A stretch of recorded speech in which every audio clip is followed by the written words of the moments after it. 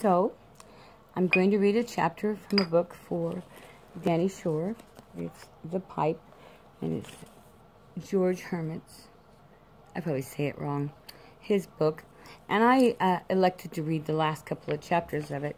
So this is going to be, I believe it's going to be called Chapter 26, Some Last Questions. And it starts on page 158, and this is the pipe book for Danny. This is, you're actually, we're over at the carriage house, and at the carriage house when Danny and his sister comes, this is where Danny sleeps. So I'm going to put Danny up on his pillow, and I'm going to, this is the last pipe he smoked when he was here. And so I'm going to give him this pipe, and in it is loaded the same thing that I have in my little, well, it's not a little Dunhill. It is a Series 5 smooth, tall bowl bulldog. I think it's got a number like 51, 68 or something. You know, I'm not as much about those numbers as you are. And in it, I have some 2012 rum flake that was actually opened in May of this year. So, you know, it has actually been, even though it was stored and stuff, it's been in a bag. So it's pretty okay. It's just right for this kind of a thing. So I'm going to read, like say, and this is going to be called Chapter 26. And this is kind of a, I did notice, because I did read the whole book, that this book is really geared at trying to convince cigarette smokers that pipe smoking is better for them. And I think that's a, and it is a hard read. So those of you who are reading this, boy, how many times did you want to just stop and say, you know, what that really means is just something real simple, you know? But here we go. And actually it's called Part 5, Some Last Questions. And in the meantime, first let me light my Dunhill. I don't have my lighter and my, I'm using a lighter instead of a match. So I always dampen my, especially my flat, smooth ones, I always dampen that just a bit before I light my lighter.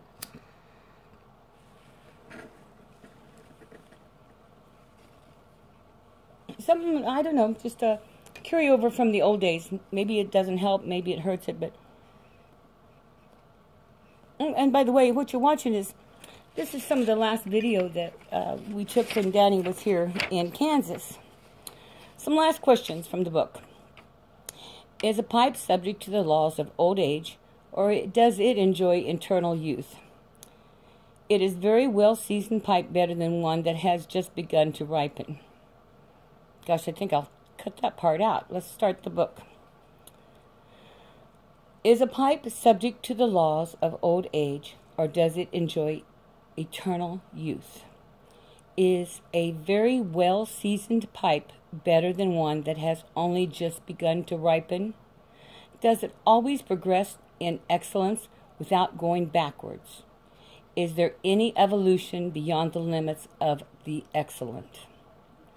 From personal experience, we have observed evolution from virginity to maturity, and then a stationary condition. And that's basically, you know, we smoke our pipe till we like it. No doubt this will be contested by many well-intentioned smokers and will lead to a regrettable carelessness in some beginners.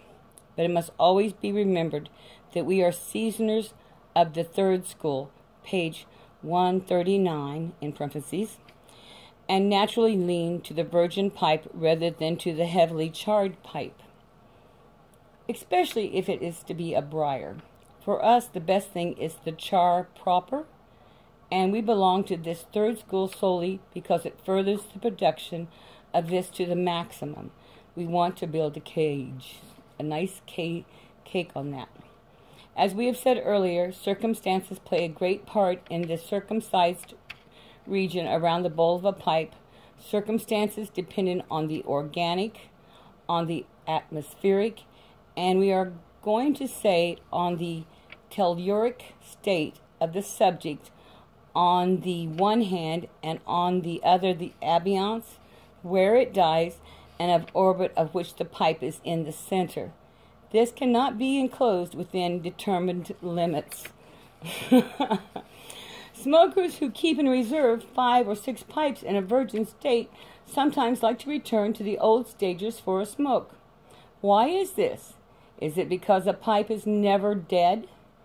If it gets dull, loses its charm, ceases to draw properly, is it better to let it sleep, to forget it, leave it, and some fine day come to it again, all covered with dust, but full of fragrance and overflowing with memories?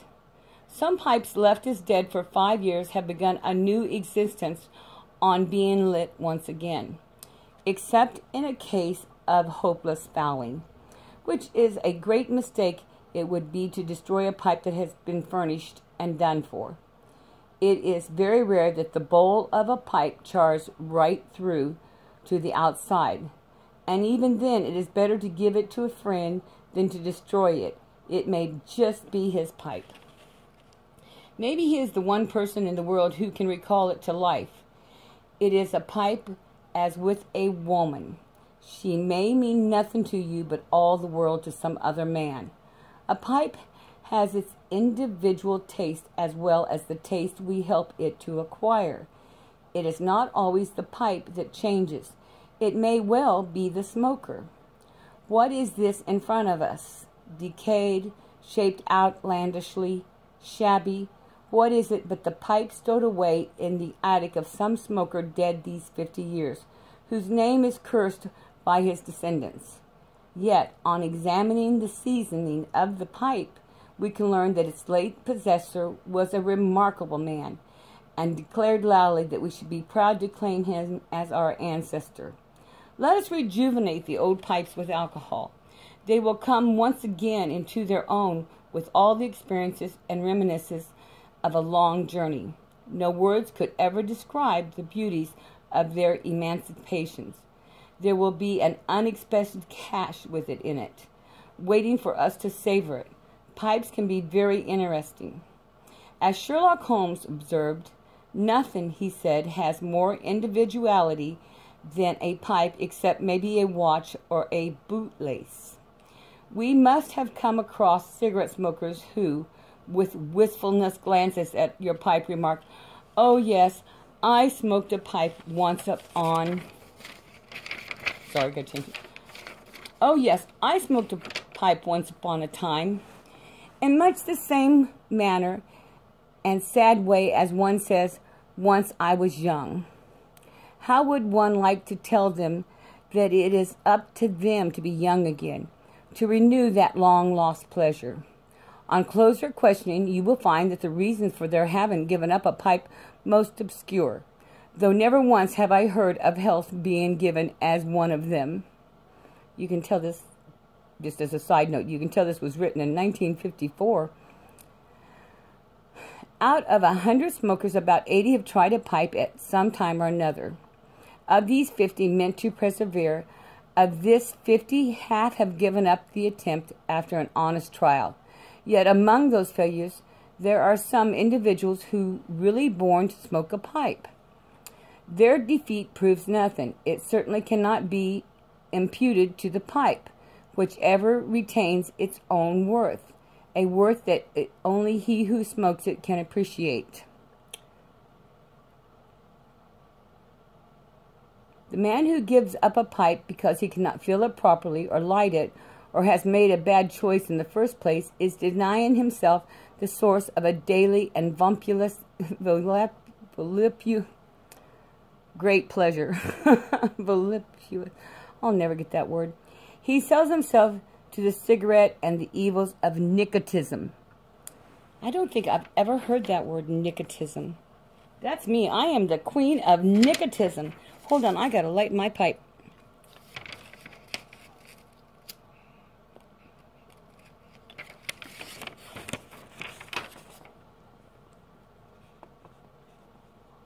It is to the cigarette smoker in particular that we address the following remarks. Maybe he has imagined that a pipe could be smoked as simply as a cigarette, and its smoke swallowed, and he may be disappointed to find that it is not so. Yet there will be moments when he feels the lack of something within him, a sense of not being satisfied, an undefinable longing. Do not let him neglect these yearnings. The crisis of life is often met in the passing moment, just as the fruit, when it ripe, suddenly falls to the ground and bursts upon the ground. Let him not miss the moment, nor neglect the inspiration. Let him take to himself a pipe and fill it. Some other man, maybe, on reading this book, may desire to make the attempt at smoking a pipe on his own account. If so, let him go to a reliable shop and select a good pipe. He will find that our words and advice are not mere sentences thrown to the wind, as if we have wakened him in a nostalgic that he is able to satisfy. The day will soon come when he will abandon his cigarettes and make his pipe, enjoying it and not intoxicating himself. The day will soon come when he will abandon his cigarette and smoke his pipe, enjoying it and not intoxicating himself. Just a side note on that one, I find a pipe very intoxicating. Is there any special moment during the day when smoking is better than at other times? Some say it is after a meal, especially after dinner or supper. Far be it for us to contradict them, but it depends on one's way of life rather than on any advice we can give. Besides, what sort of dinner is meant? An overfed millionaires? Athletes training for long-distance walking and faced with a day of strenuous physical effort frequently fill themselves with nicotine before starting. To stand this, they must be absolutely fit, which means that the blood circulates freely throughout their bodies and that they can enjoy a pipe far more than the son of the family whose idea of life is confined to the pavement of his native town, even if it be the capital. Such a lad is just the type for a cigarette, unless nature has endowed him with sense and a more common olfactory sensitivity. A pipe on an empty stomach can be as satisfying as one lit during the ambulatory status that precedes digestion. There is the first pipe of the day, just as there is the first cigarette.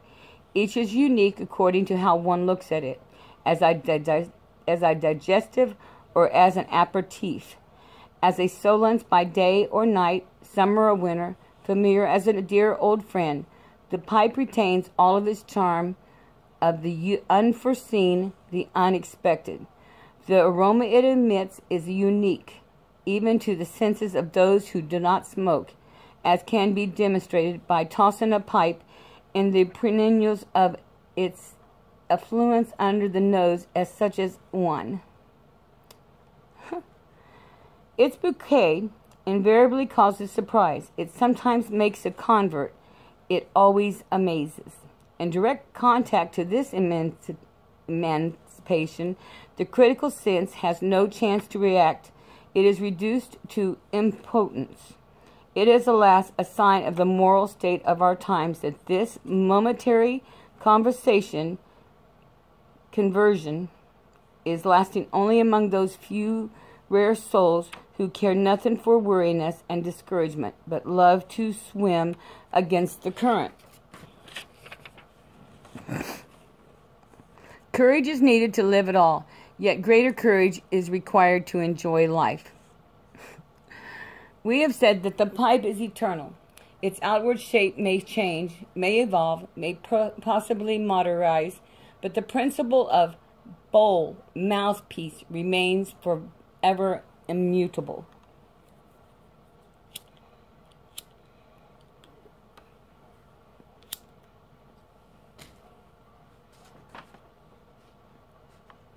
We have said that the pipe is eternal.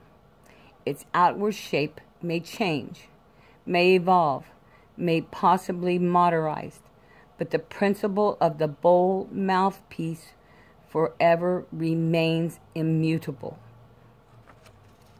The briar pipe industry, I'm going to take this cord, son. The briar pipe industry has its birthplace and home at St. Clive, and although an industry, it does not produce standard articles. The craftsman knows and cares nothing as to how the pipe he makes is to be presented for sale. He cuts it from the block, even as the statue is liberated from the marble by the hand of the sculptor. Each pipe has its own individuality. Every briar root has once been alive, has survived the pearls of growth. Every briar root has once been alive, has survived the pearls of growth, has thriven in its particular patch of soil, and has developed its own hydrography.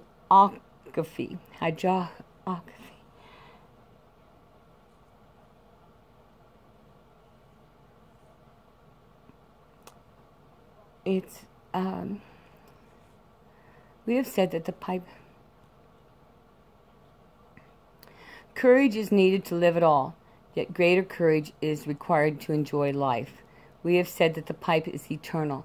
Its outward shape may change, it may evolve, it may possibly modernize, but the principle of the bowl mouthpiece remains forever immutable.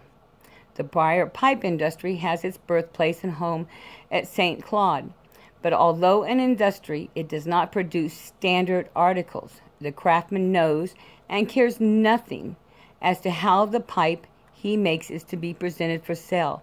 He cuts it from the block, even as the statue is liberated from marble by the hand of the sculptor. Each pipe has its own individuality. Every briar root has once been alive, has survived the pearls of growth, has thriven in its particular patch of soil, and has developed its own hydrography.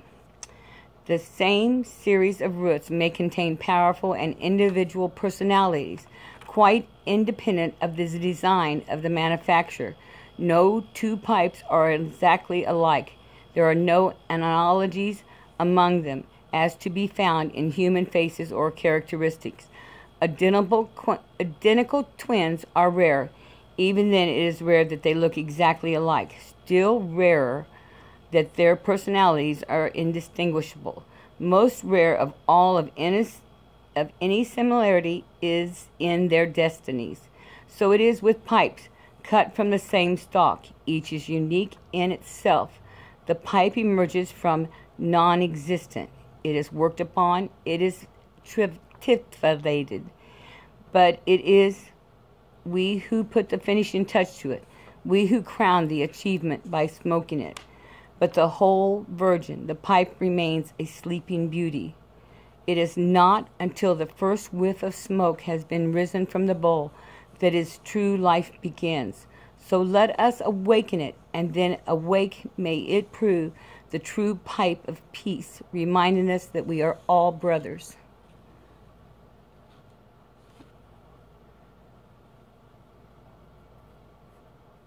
Happy, happy, joy, joy. That was the pipe, and that was chapter 26.